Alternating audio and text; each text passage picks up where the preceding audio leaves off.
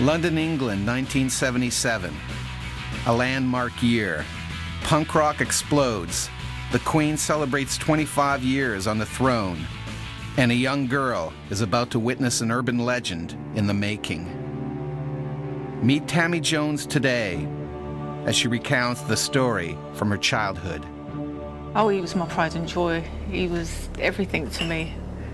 When I used to come home from school, the first thing I wanted to do was play with Gareth. The love of Tammy's life, a ginger tomcat. Meet Gareth. He was just so cuddly and loving, and he was just adorable. But not to everyone. Meet Tammy's former neighbor, Edith Paris. Yes, I remember Gareth. Always going into people's gardens and weeing everywhere. And then he got bold, started going in their houses.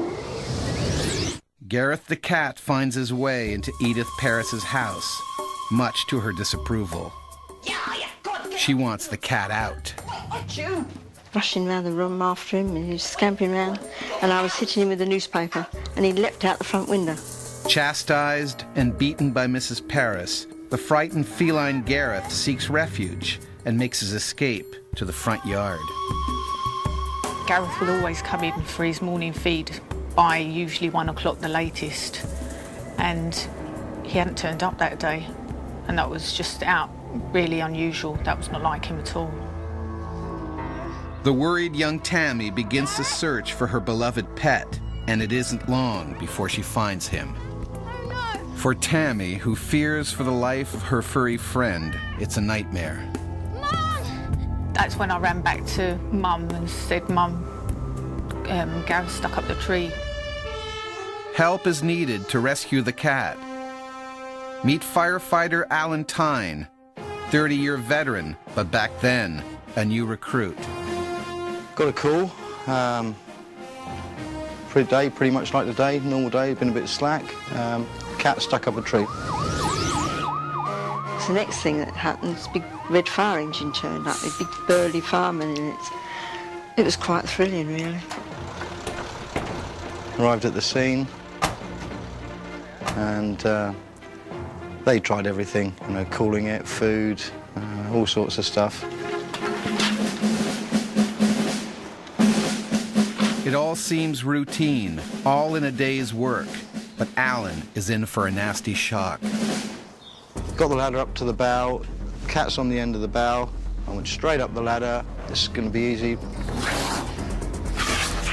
And the cat was scratching him, really going for him. Cat, it should have been left up there, vicious. And he was covered in blood. Poor thing, he was in such a mess. It went from my face, it was in my hair. A lot of people were standing around. I was going to get the mickey taken out of me anyway, being the youngest, so I kept going. Alan's pride is at stake. He can't fail. And after a 30-minute fight, the situation is under control. A heroic Alan wins the respect of his colleagues, and he safely returns Gareth to his young owner, who isn't exactly grateful. Give Gareth to me or hurt him. Here you go. Gave the cat to Tammy. But was she grateful? No. I've come out of some fires with some bruises, but I was scarred for months. I'd rather go to a fire than a cat. Job done. The cat is safe. The story should end there, but in true urban legend style, it goes on. Several fateful moments too long. Don't worry, Gareth, that nasty man will leave you alone now.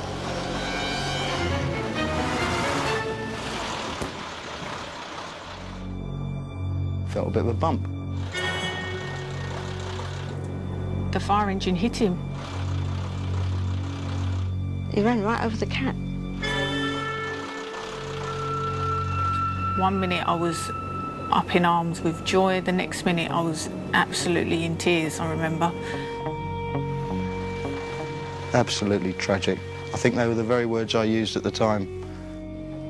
Well, I had quite a few cats after that. None of them were like Gareth. He was my special little baby. He was my first pet and always will be. So, did you believe the tragic tale of cuddly loving Gareth the cat? Run over by the very people sent to rescue him? Did it happen?